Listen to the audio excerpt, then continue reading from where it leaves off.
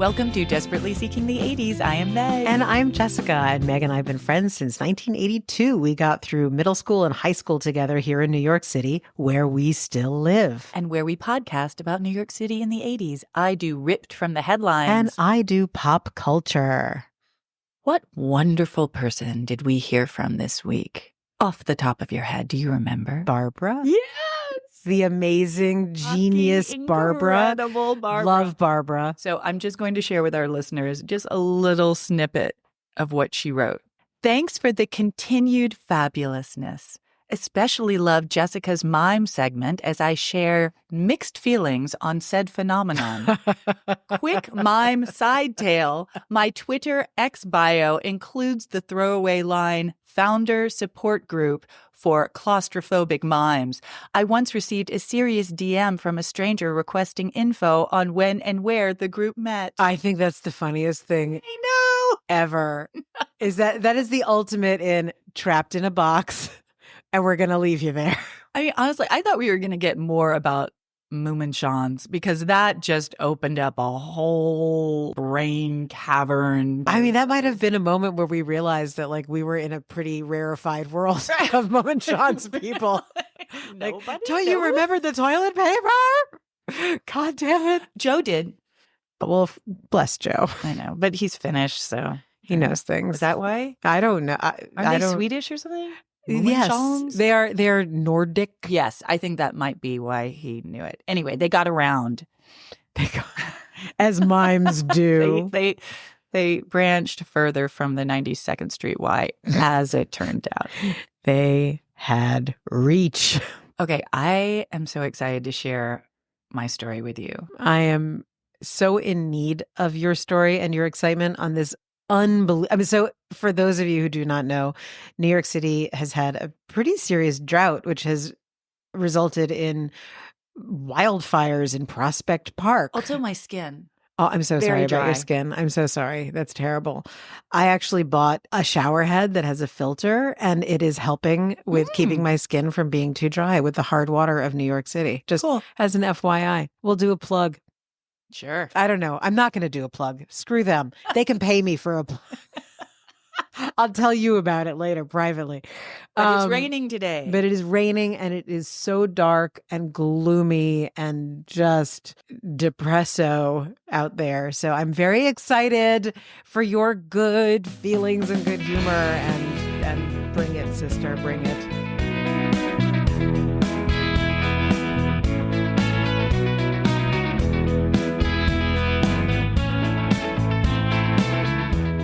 Jessica, will you share with us any fond memories you have of the Egyptian exhibit at the Met?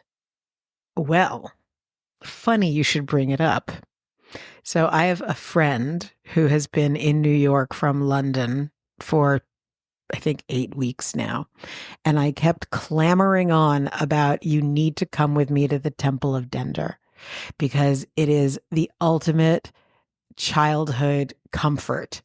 And I was trying to explain from the mixed up files of Mrs. Basil E. Frankweiler and all of that, but we went and it was as magical as ever. And, you know, the other stuff in the Egyptian exhibit, like I was always like, oh, that jewelry, girl, that is amazing. I mean, the school must have brought us there at least once a year.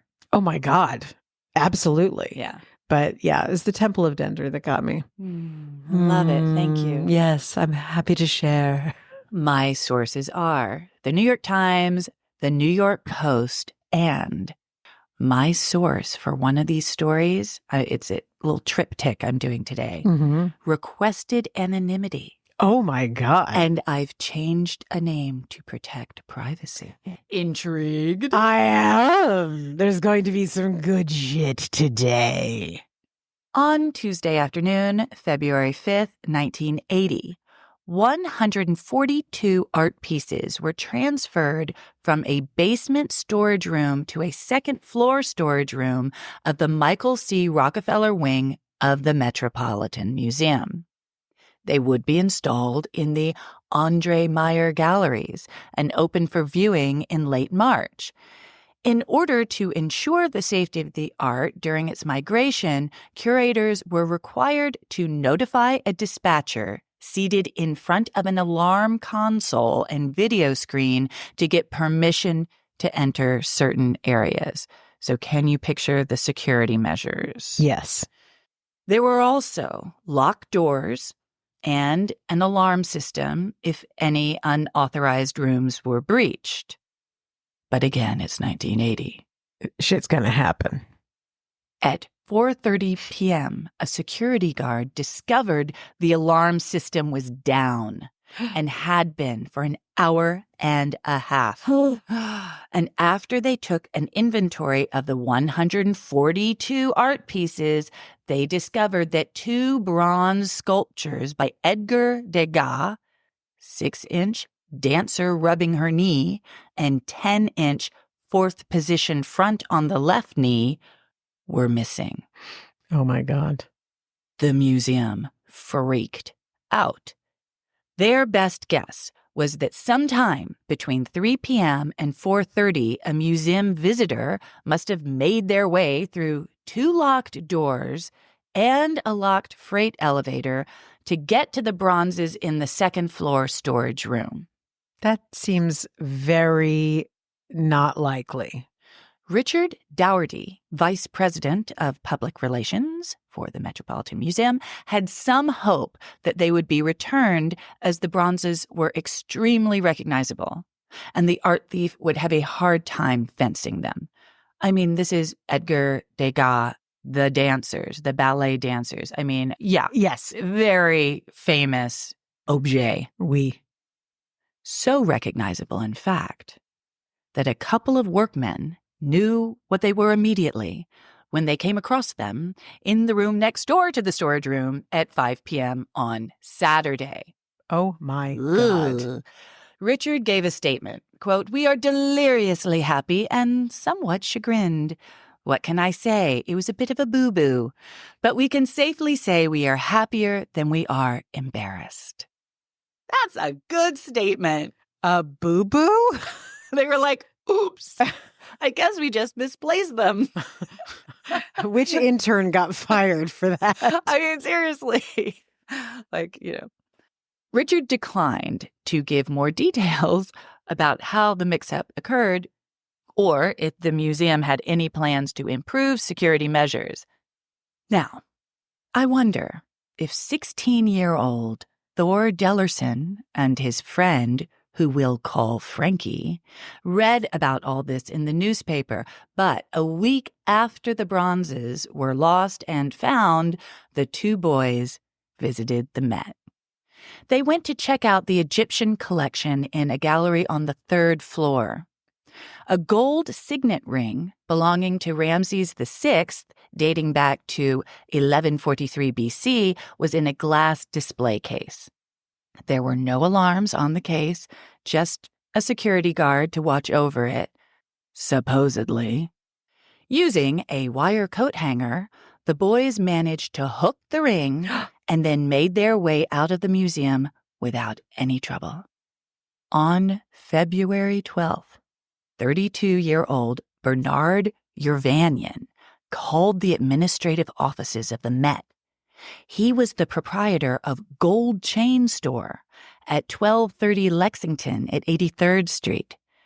And by the way, that storefront is still a jewelry store. Isn't that cool? That is cool. It's called Euro Jewelry Design. Amazing. Bernard said he knew that the 3,000-year-old ring had been stolen from the Met and that he could act as the Met's agent to arrange for its return. His fee? A mere $80,000. He would just need museum officials to write a letter appointing him as their authorized representative, and no police officers could be present when he returned the ring and received his, quote, commission. Now, the Met had no clue the ring was missing, but once they verified that it was, they negotiated Bernard's fee down to $30,000, and they said they were happy to write the letter. And they also called the police. Very good. Bernard sent his employee, Vincent Vella, to meet what he thought was a museum representative in Central Park to negotiate the exchange, and a second meeting was scheduled. On Thursday, February 14th, Valentine's Day, Vincent showed up at the Aquavella Galleries at 18 East 79th Street. I know that very well. I bet you do. And this is what's so funny. I read a few different sources, and one of the newspapers called it the Aquavelva Galleries. And I was like, really? That's so... And you know what that is? That's just a reporter who just heard something and wrote it down and had that association. Isn't that hysterical? Yes. And the editors didn't catch it. It's like the Axe body spray galleries are eagerly awaiting your donation. This gallery is extremely so high end that it's higher than high end. Yeah. It's in a building on 79th Street that is on it's on the same stretch as all of the consulates. Like, it's one of those gorgeous limestone fronted townhouses. Go without an appointment. No. It's not the Aquavelva Gallery. That's for sure. It's going to be the Velveeta Gallery next. Okay. So Bernard paced nervously outside. So Vincent went inside to meet with the museum representative, and Bernard is pacing outside, unaware that the jig is up. When Vincent was arrested, almost immediately, he, of course, led police to Bernard, who was right outside, and Bernard quickly gave up our boys, Thor and Frankie. Turns out... How did he know them? Or did they just try to move the gold? Okay, I'm excited. Tell me. Turns out Bernard had paid the boys $10,000 for the ring. No. Bernard and Vella were charged with grand larceny and faced 15 years in prison. The boys faced 7 years. But according to the Met's chief security officer, John Borelli, quote, the judge said he would reduce their probation if the kids enlisted in the Marines. And that's the last we heard of him.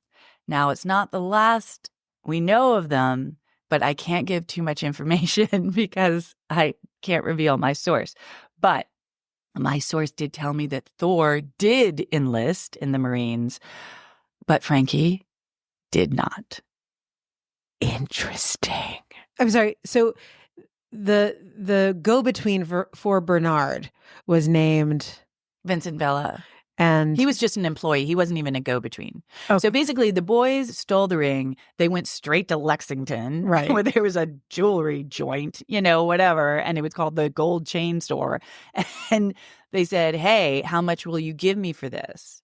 And Bernard was like, oh, my God. Well, I thought that he told them, go get it for me. No. Oh, so on their own, they just decided to have a caper. Yeah. They do this. They try to fence it because they're moronic. And he's like, okay, and then now Bernard ends up being more of a moron than they are. Which is quite a feat. Wow. Right? I mean, and seriously, P.S. Bernard? Don't tell the cops. Like, oh, okay, sure. We're not going to call the cops. Sure, Bernard. Okay. Weird. Really? Weird. Just so weird. So weird. And I'm trying to envision how they used a coat hook.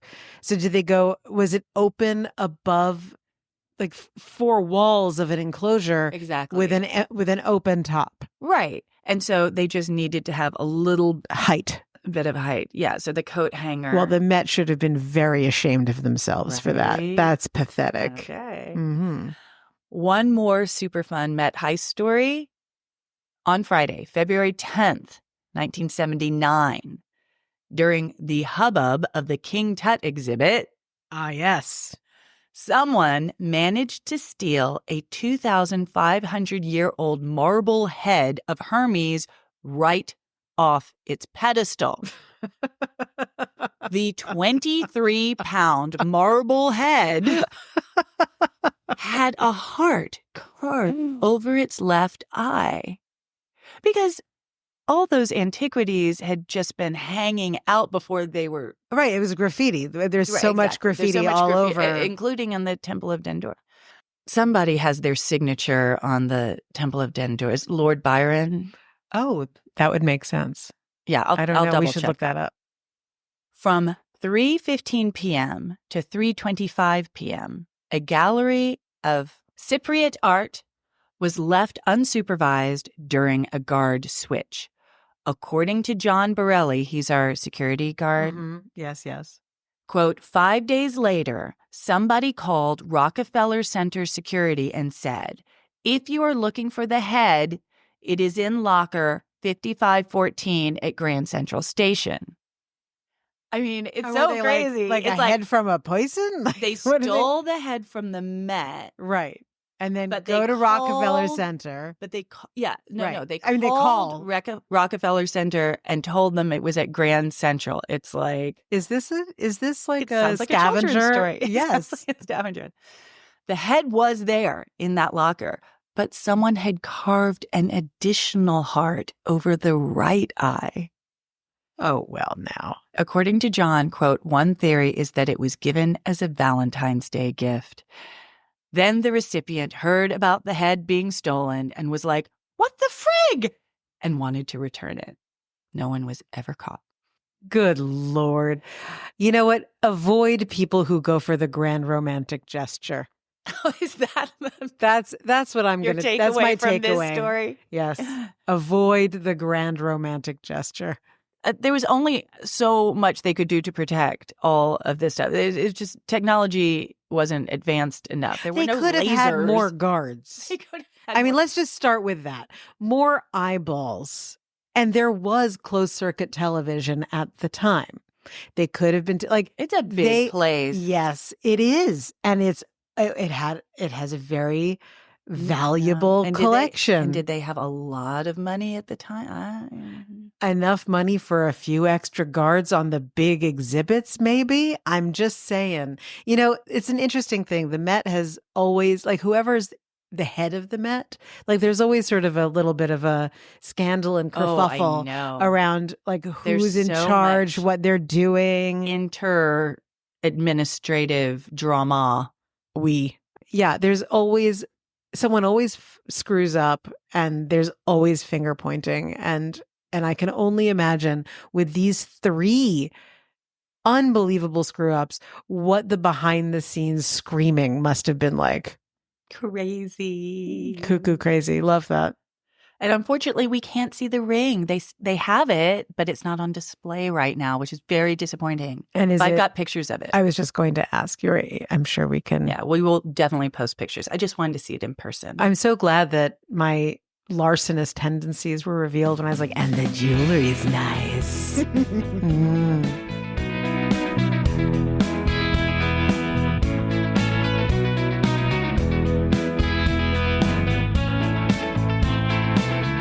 So, Lord Byron did not graffiti the Temple of Dendur. He did graffiti the Temple of Sunio in Greece, which was my So memory. he's a dirty, rotten graffito. But there is a ton of graffiti on the Temple of Dendur that was from the late 1800s, early 1900s. Really? Yeah, from people. I can't remember what it was. Tourists who had too much access. There's some structures that I can't remember where they are. They're in museums where the graffiti on them is from the original builders of that's the fun. temples. Yeah, they're like in Greek or what have you, and it's always like, we want more beer and fuck this shit. So it's kind of, these are universal gripes. Meg, Yes. did you like the circus as a child? I remember there was some birthday party, and I don't think it was the Big Apple Circus. I think it was the bigger the Barnum and Bailey Circus, the big one, because I remember we were in a box. So was that at Madison Square Garden? Where were we? Yeah. Okay. We were in a box, all these little girls screaming and going, oh, look at the elephants or whatever. And we were watching the trapezes, and Don't tell me. no, good thing. Oh, thank God. I thought Somebody flipped more times than anyone had ever flipped before. So they told us, but who knows? It's Barnum and Bailey. So, but not to be trusted. Lost our shit. We were like, oh my God, we are witnessing. We're witnessing greatness. Yes. This is it. But, I did not Fun. beg to go to the circus. Well, I really liked the circus when I was really little. And I remember vividly they would hand out, or not hand out, you had to buy. Let's be honest. Okay. You had to buy. They were sort of shaped like lighters, like cigarette lighters, and they were on a string, but it was like a flashlight, but you would swing the thing over your head. Fun. And so everyone in the stands was swinging these lights and it looked really cool. And they sold monkeys on, in fact, there's one right in back of you. You can see it. It has the little hat on it right there. Uh-huh. But if you take the little hat off, it's a monkey that's basically made out of cardboard that has rabbit fur Yes. on it. And I was a munchie-chi. Is it a munchie-chi? No, it's a circus monkey. Okay. Yeah. And I was obsessed with them and I would snuzzle with them and I was really obsessed. So, the circus was fine as far as I was concerned. And then, of course, the one thing I didn't like, and we've talked about this before, was clowns. Oh, right. And there's no reason to have interaction with clowns in person. Like, no, thank you. So I had mixed feelings. I have several sources today, but I have a pretty wackadoodle story for you. It all began when in the New York Times, I saw an article about young women in 1980 auditioning to be showgirls for Ringling Brothers and Barnum and Bailey Circus. And people don't really think about this anymore because like the Big Apple Circus and these like super family friendly circuses don't do this. But there was still like some sex and intrigue in the circus, like a holdover from sideshows, I guess. Uh-huh. And you had glamour girls with those like Vegas feather headdresses. Sure. And they would like ride the elephants in and they were all over the place. So I was totally reminded of this when I see this article in the Times that says pliés on the sawdust trail to the big top.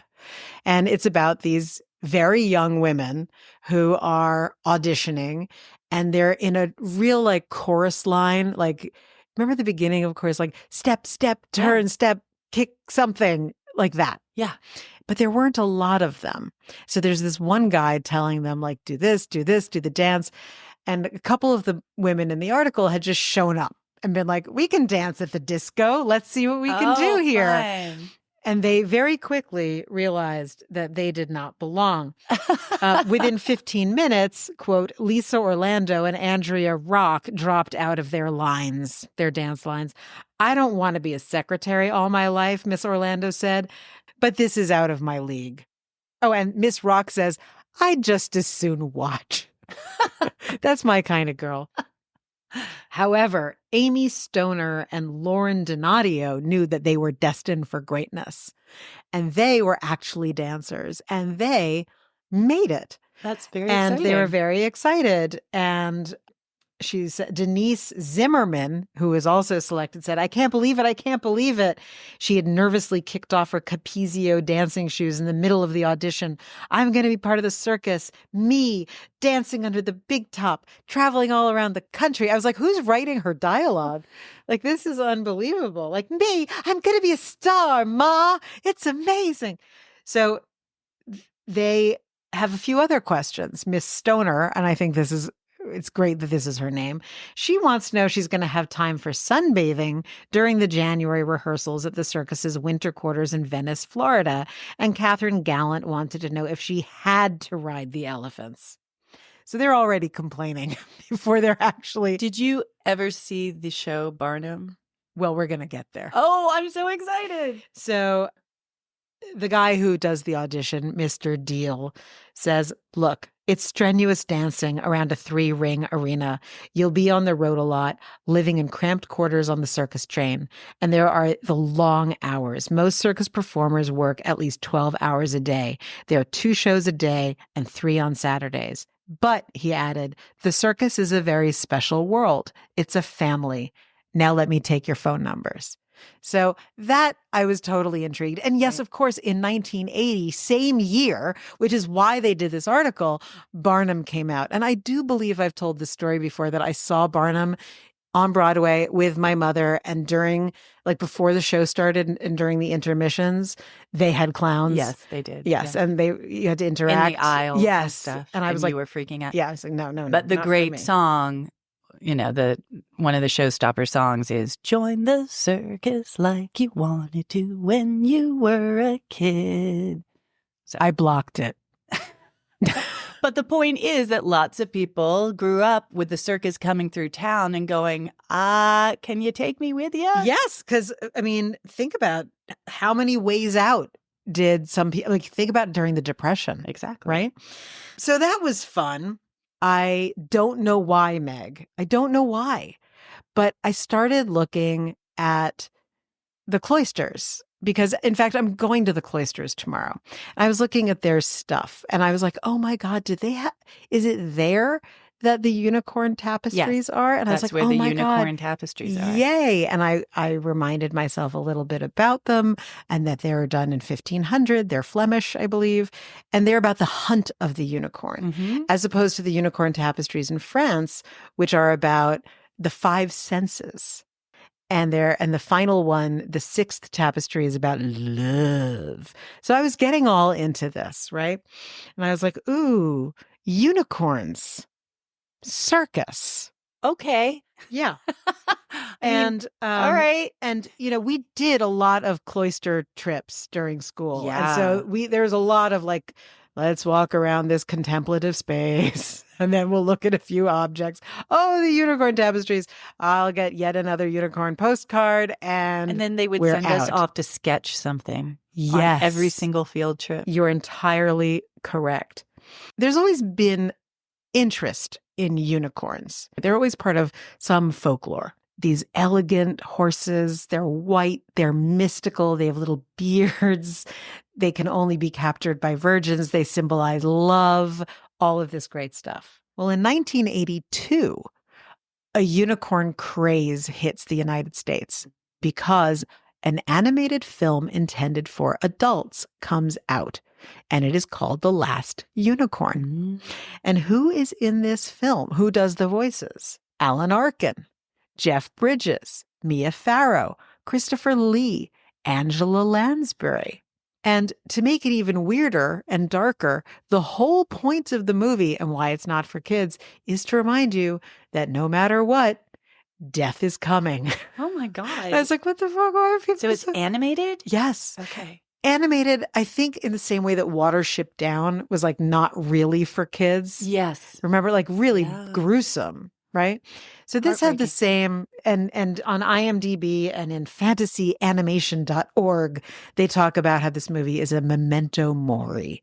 So yes, always a reminder, death is right around the corner. So that's cheerful and fun and definitely something to get a unicorn craze going, right?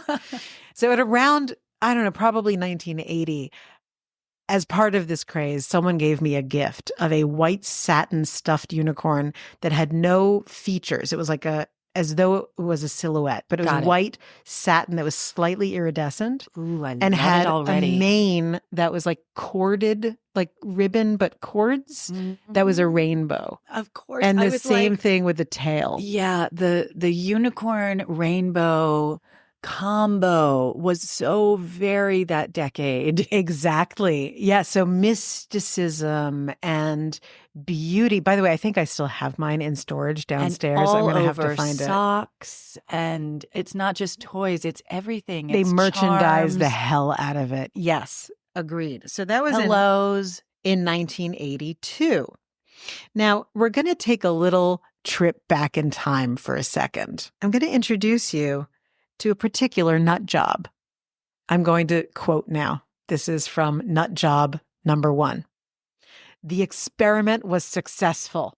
The animal, now 2.5 years old, bears upon the forehead the stamp of the once fabulous unicorn, says biologist Dr. W. Franklin Dove, writing about a young bull in his 1936 research paper titled Artificial Production of the Fabulous Unicorn, a modern interpretation of an ancient myth. And he begins his bizarre cuckoo bird experiments to make a unicorn. Oh, that actually hurts me. Okay, gets better. But his hypothesis is that that's how unicorns always existed, that they were manufactured, because he figured out that the horn buds of newly born critters that have horns, they could be, without harming the animal, moved together. What? So that they fused to that make a sounds horn. harmful. Well, there are a lot of people who agree with you. Oh, God.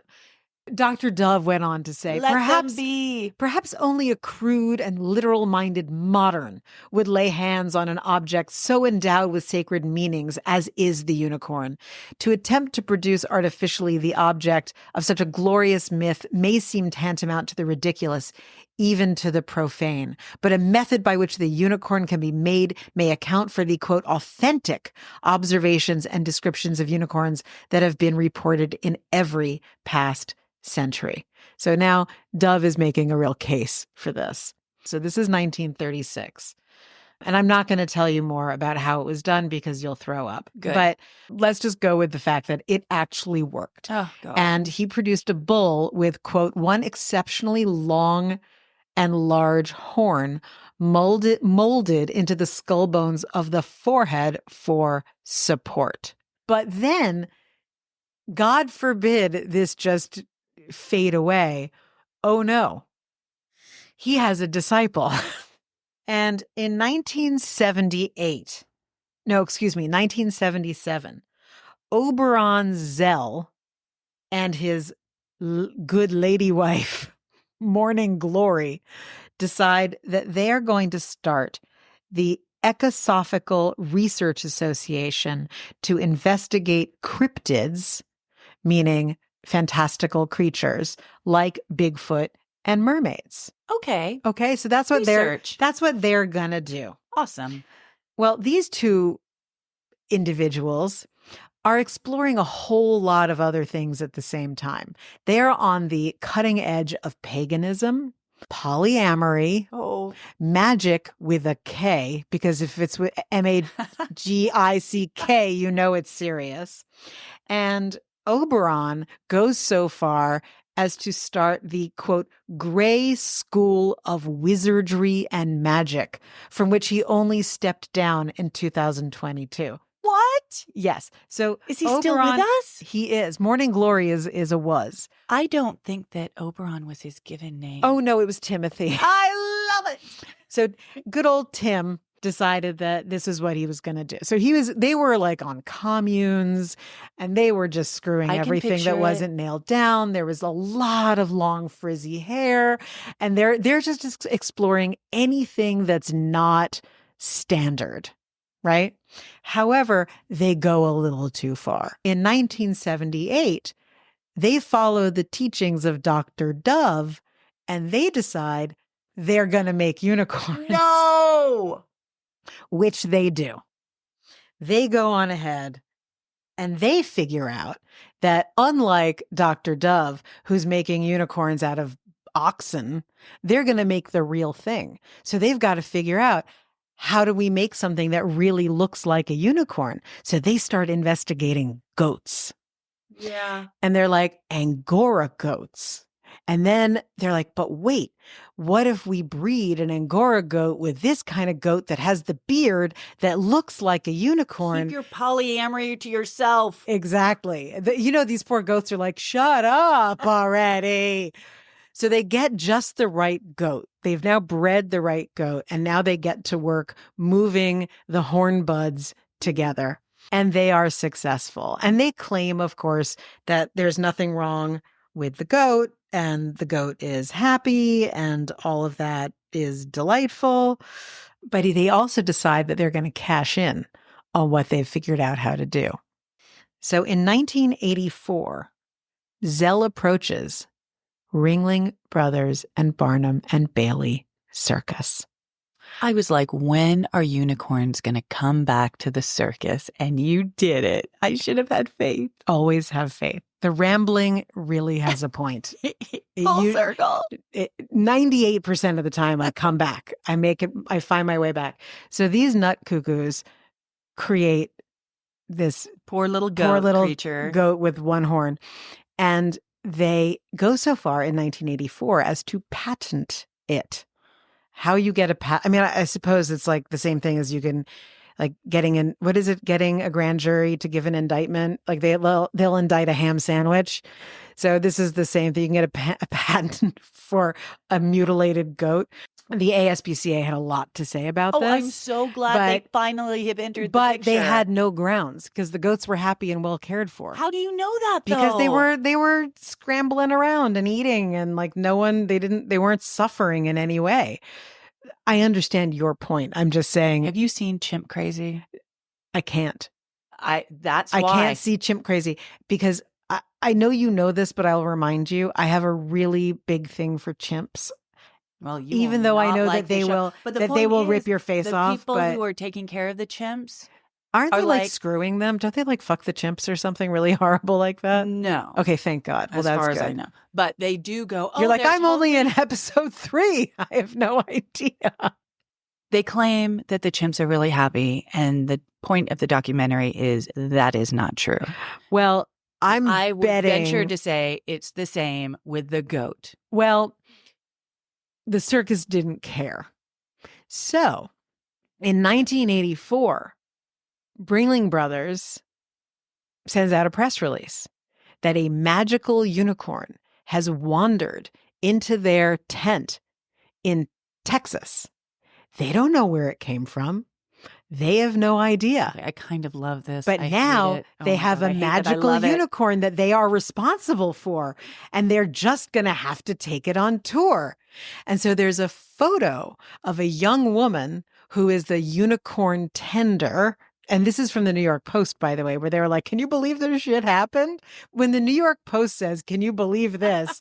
You know, it's definitely left of center. So you've got this really attractive young woman in showgirl garb, but done to like slightly medieval specifications, but like all candy colors and very 1984. Like Ren Fair adjacent. Exactly. And but spangled. Okay. And I'm like, oh my God, that's the girls who were in the 1980. So one of them or their sisters got to take care of the unicorn. So did not have to ride the elephant, but instead cuddled up with this little tiny goat. This is not a horse. This is not a majestic flowing mane. This is like a little cuddly thing that's hanging out. That's kind of fuzzy with a big horn. So in 1984, this is debuted, and Ed Koch is called upon to comment on this, to which Ed. he inanely says he believes in unicorns, but that doesn't mean they exist. If that is not the most Ed Koch quote. I love it. I love it. Thank you, Ed, for having the perfect quote for the most ridiculous situation. Yes. So, and just so you know, they crossbred Angora and Saanen goats. That's the magical combo. And they got a patent for that combo, or they got a patent for what they had to do to manipulate the whole horn? Shebang. Okay. The whole animal, what they had to do. There is a long history of that particular circus coming up with animals to entertain and delight that are a bit odd. So like Barnum himself had Jumbo the elephant. Yeah. Then there was a gorilla named Gargantua. They're into this. This was their jam. After the goat / unicorn made its rounds, Oberon Zell was really pissed off because he never got the credit. It was always credited to a mystical little creature found their way into the tent. So now Oberon is cranky. Yes. And he continues to make these unicorns.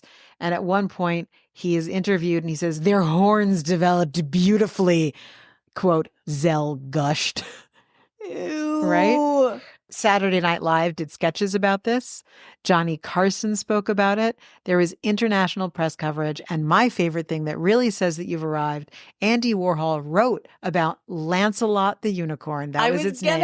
Ask Lance the name. Unicorn visiting Studio 54. Of course. Well, I hope he had a good life. Seems to have. Lancelot had the limelight for 2 years and then was replaced with King Tusk, a 12-foot tall elephant. Lancelot retired in 1987, and Oberon says, I built a barn and corral just for him that we dubbed Fort Unicorn. We took care of him until his eventual death a few years later in 1991 at the age of 11. Oh, sweet. So Oberon is still out there living his pagan life. He's got the whole Gandalf situation happening. So that's my little story about unicorns and the circus. And in the 80s, I guess it really is true. Anything goes because you had some weird hippies in a throuple making unicorns. Ta-da! Thank you for that journey, Jessica.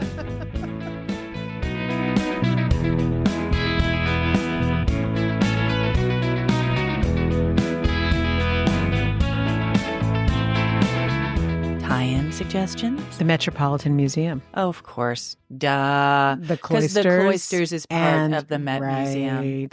If we want to dig a little deeper, maybe it could be like works of art. No, I like the Met. I mean, the fact it doesn't come up every single week for us, and the fact that it came up in both of our stories. Come on. All right. There we are. The Met. It matters. Antiquities. Yay. All right. So next week is Thanksgiving. You still have to tell me what I should make, or if you think my spinach dish is a good idea. I think your spinach dish sounds incredible. Okay. So all of our listeners are going to be listening to this episode right now, Thanksgiving week. And what we're doing is we're meeting to talk about administrative stuff. Isn't that sexy, the way you say it?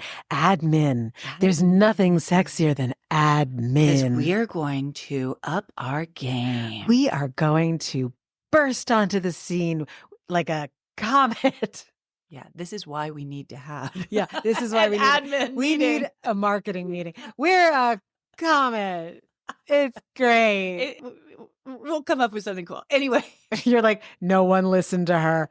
She's lost the plot. So we'll take next week off. And in the meantime, if you miss us horribly, I thought it would be fun if we recommended our favorite episodes, but I'm going to recommend one of my favorites of Jessica's, and then she'll do the same for me. So Indeed. One of my favorites, and it was so hard to choose, I got to say, I flipped all over the place. I was like, you just have to decide, Meg. Just just commit.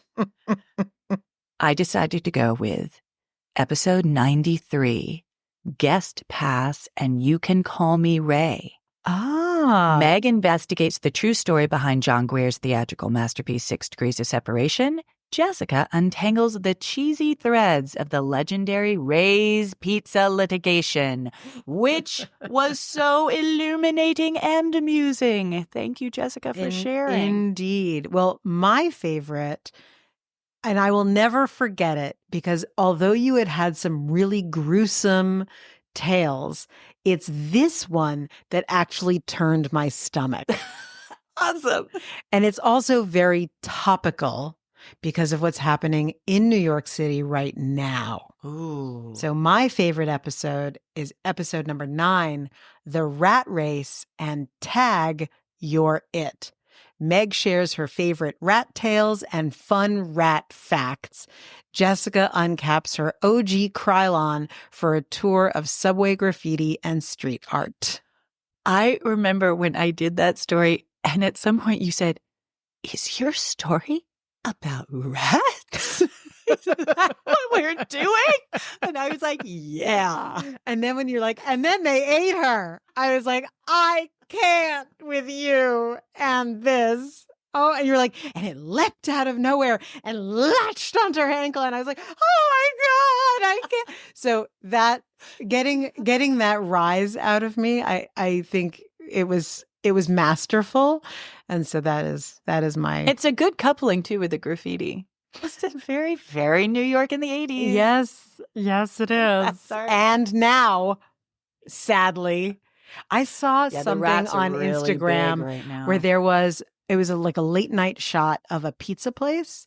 And there were 3 rats sitting on the pizza pan that was in the window, just munching away. They're like, yakata, yakata, it's picnic time. Thanks for the pizza. This is great.